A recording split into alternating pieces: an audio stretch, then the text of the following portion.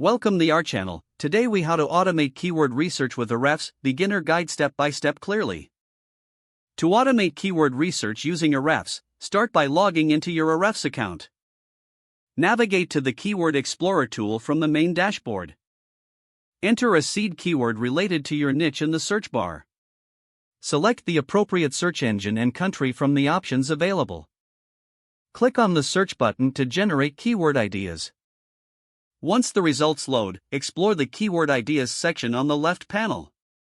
Review the keyword difficulty score to assess competition for each keyword.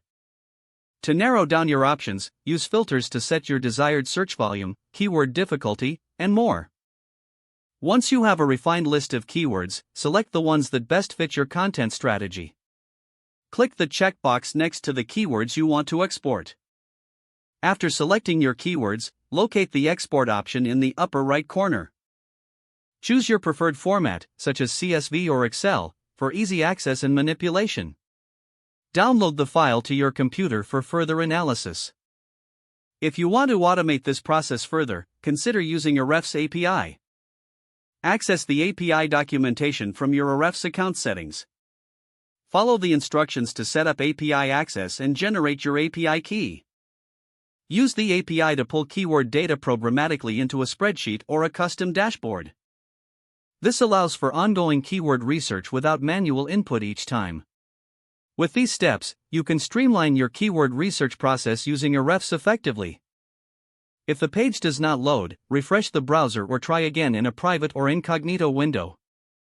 Make sure you are using the correct email address, then retype it carefully to avoid small typos. If your password is not accepted, use the reset option and create a new strong password you can remember. Check your spam folder for verification or security emails, then complete any requested confirmation steps. Enable two-factor authentication if available to improve account security and reduce unauthorized access risk. After signing in, review your profile details so your contact information and settings are accurate and current.